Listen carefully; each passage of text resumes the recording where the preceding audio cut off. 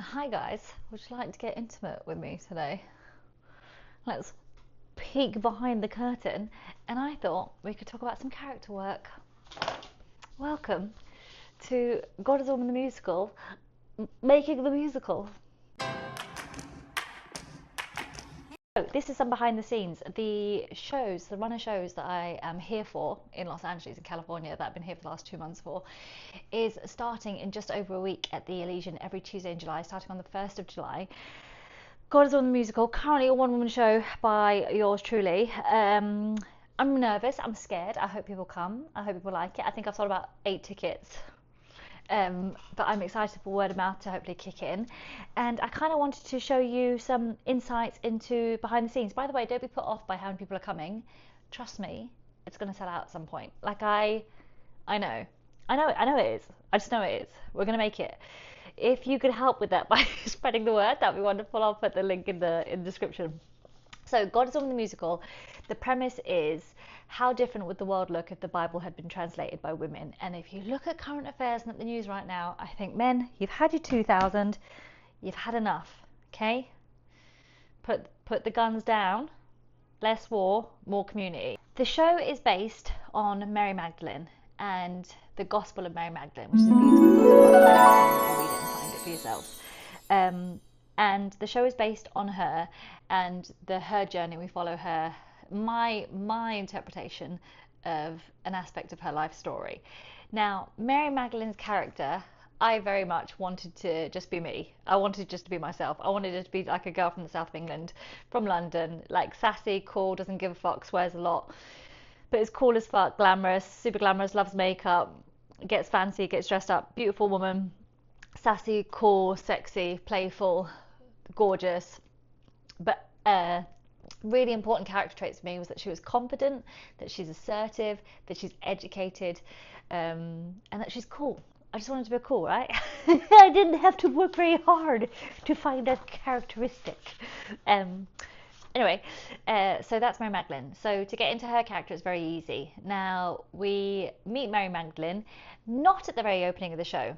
The show is structured in a way that we open with a classroom scene. Now, the classroom scene opens when we hear some footsteps coming down a corridor. I want you to imagine you can hear footsteps, heels coming down. The show is called God is a Woman, so I want the heels to be like coming in, and the show opens with God entering the stage. And God is a woman that is beautifully dressed, very friendly, very lovely, like loving looking. And the opening line is, "Hi everyone, I'm God. Welcome to today's class." Now, God is clearly a woman, and God is from the South.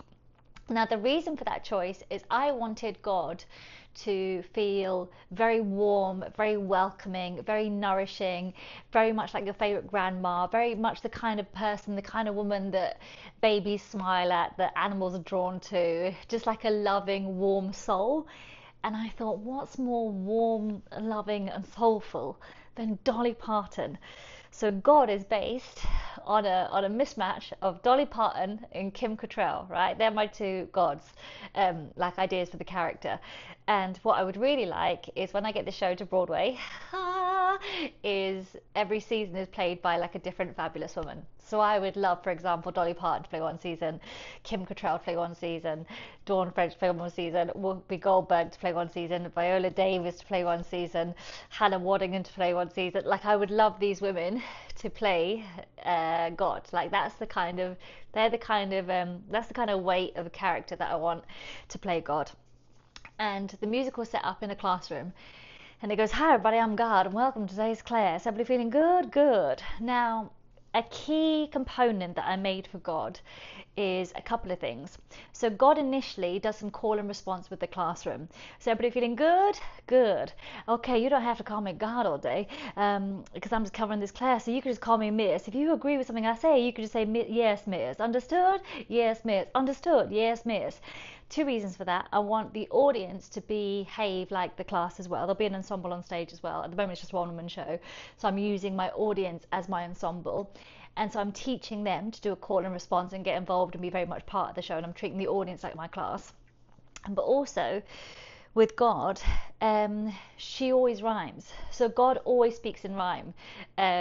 Lin-Manuel, if I could just borrow your genius for a few hours and you could help me with some of these, because I've made everything God says rhyme. And again, there's a reason for that, because if we look at historic scriptures, and especially like parables, a lot of them do have a rhythm to it, and stories were passed on through word of mouth. This was before we had papers and pens and ChatGPT.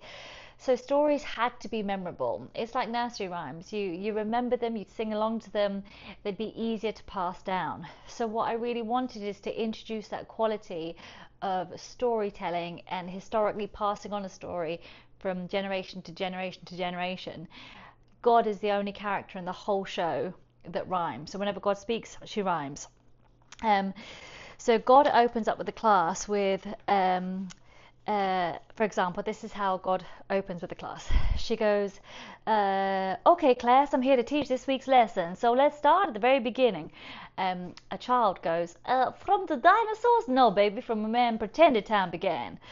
Now, two things there that we've set up.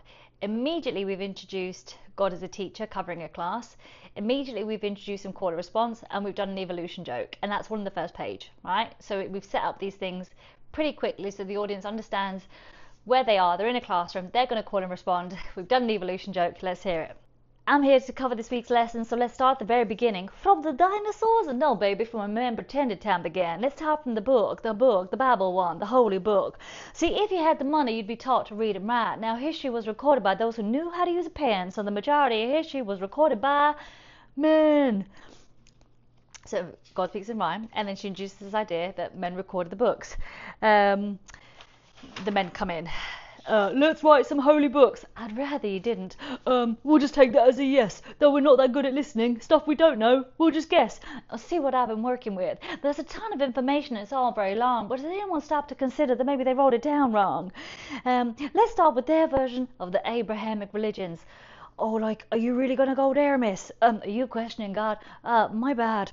See, the Abrahamics have a top-down approach with one almighty deity. And who could the ultimate creator? And who could this ultimate creator be? A man, of course, swimming to the spare parts, some ribs and barbecue sauce. You don't know her story. You only know his side of the story. His story, wow!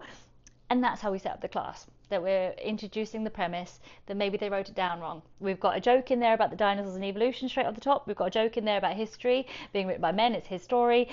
We've got the setup of the call and response with the class. We've got God as Dolly Parton, and the classes, the students in the class, it was really important that each character had their very unique characteristics. So Mary Magdalene is very much like this, like me, right, like I am now. God is from the south. I wanted the class, everyone in the class that speaks, to have a different regional UK accent. That was really important to me because I have loved touring in the UK. Like, I've toured in the UK with my stand-up shows for 12 years. And I just think the cities in the UK, like London is great, everybody goes to London, but go to Newcastle, go to Liverpool, go to Manchester, go to Yorkshire, go to Scotland, go to Belfast, like go to Bournemouth, go to different places. And so I wanted my students to have regional accents, so we introduced that early on. Now my mum was Polish, so I wanted a Polish accent in there as well. So the first student that we hear speak that goes from the dinosaurs is Polish, and then we have like Irish, like are you really going to go there? Like, are you questioning God? My bad. And then we have the Welsh, like history, wow. And we go into these different accents. Now, what's tricky is to try and remember which accent that I'm going into, right? So I've had to come up with some tools to help me remember what accent I'm getting into. Now, many, many years ago, I studied at a place called Second City in Chicago. I did Second City, IO, and the Comedy Sports Theatre. And basically, I just did hours of improvisation training. And improvisation is all about coming up with things on the spot as you are. And one teacher taught me this beautiful thing of how you can pick a body part and use that to be your next character. So you don't think, you just do with whatever body part you choose. I was quite hungry earlier, so I've already eaten, but sure, if you want to go for lunch or something, I guess I could join you. I can't believe I've just fucking won. I can't believe I can't believe this. I'm just fucking one. Like, so you pick a different body part, you become a character. So with God, for me, it's not necessarily a physical thing, but as I'm backstage, because I'm on stage as the audiences come in, and then I tell them about the show. I'm always on stage as the audiences come in. If you've ever been to my shows, I'm always on stage dancing as the audiences come in, because it sets the tone. You're in my house now. Welcome to my house. And I will continue to do that with this. I explain the setup, and then I disappear. And in my head, I hear click, click, click, click. You know, like that song. This was step at a time. Like in my head, I hear that. So it's click, click, click. Hi, everybody, I'm God. And that's how I get into God. Hi, everybody, I'm God. And then Mary Magdalene, I'm like, you just got to be yourself, Mary Magdalene. And then when I get into the characters, we start talking about God, and she introduces women of the Bible, right?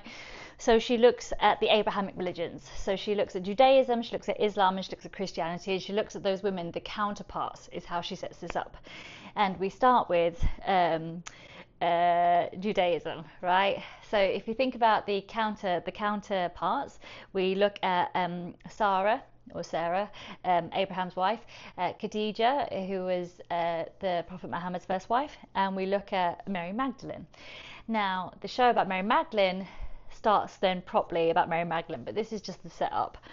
And in the setup, we introduce the idea of, let's listen to her version of events, let's listen to her story. So this is God introducing the first female counterpart. And Sarah is the first person that we meet, and I love Sarah, and I love her for several reasons. I'm going to share her with you now. She's sassy, she's funny, she's cool as fuck, and she's a Scouser. Now this always gets, people always like smile when they hear Sarah, and I really like her. I would like Sarah to be played by Rebecca Goodwin. That's what I would like. But anyway, so it goes like this. God goes, hi everybody. So let's start with the first prophet in the book, the holy book. Can anybody here name the first prophet? Abraham. Abraham was married to Sarah. And let's take a look. Now Sarah was barren. Oh no, and so sad was she. Then a miracle occurred at 109. Yippee! Sarah had a baby, a gift from the divine. My oh my, she was so delighted to be pregnant at that time, carrying a baby at 109. See, perhaps we approach this with a bit more objective. We can see an alternative perspective. Perhaps Sarah was never barren. How about Sarah made a choice? Sarah wanted a career, a chance to use her voice. I've got a haberdashery, my life's couture, it works for me. I'm the driver of my destiny as I weave my own life's tapestry. Besides, I don't want kids. I want money, vacations, and the only baby I want is to sleep until 11 o'clock every day if I fancy it, baby. Am I right, ladies? And then Abraham ruined everything. When he said he wanted a baby, he said, baby, let's have a baby. No, Abes, why are you acting new to this? The prenup's written in stone, no expanding of the uterus. I love that.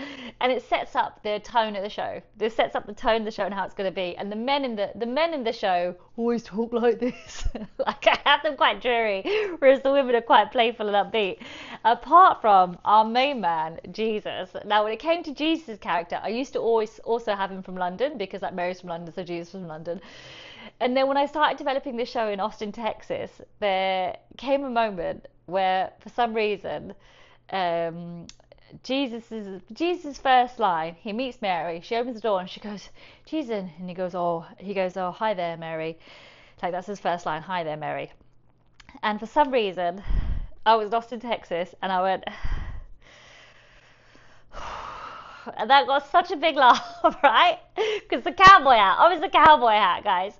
And then I went, oh, hey there, Mary. And I when I tell you, everything in me, like my skin, I got goosebumps, because I was like, I love this. Of course Jesus is a fucking cowboy. Like, of course Jesus is a cowboy. And so Jesus, when we meet Jesus, talk like that through the whole show, like a Matthew McConaughey, like that's Jesus. And it makes Jesus so warm and so lovable and so likable, which is exactly who he is, right? And that's what I wanted. And then I really like that if you pay attention to it, like, of course Jesus is a cowboy, because Jesus taught us like that, because who's his mama? Where his mama's, hi everybody, I'm God.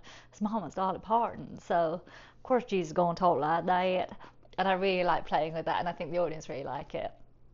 So I'm super excited. I can't wait for this one to start, and it starts in just over a week, and I hope people will come. So please help me spread the word, let people know. and fingers crossed they'll enjoy it, and I can keep working on these characters and getting them better and better and better.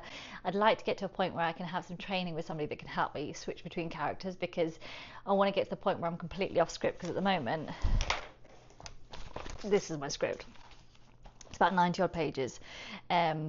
I'd like to get to a point where I can switch and it be like a real craft to see the switch between different characters, and be like, I'm God, oh jeez, are you like Mary, what are you talking about, like, no waves, like, that's what I kind of want. I want that dynamic to be like bam, bam, bam, bam, bam, bam, bam. We're getting there, slowly, we are getting there. So that's some behind the scenes, more from making a musical. Thanks for watching, and like and subscribe if you want to see and hear more. Big love. Big love, big love, big love. I love it. It's so sexy. It's such a sexy Jesus.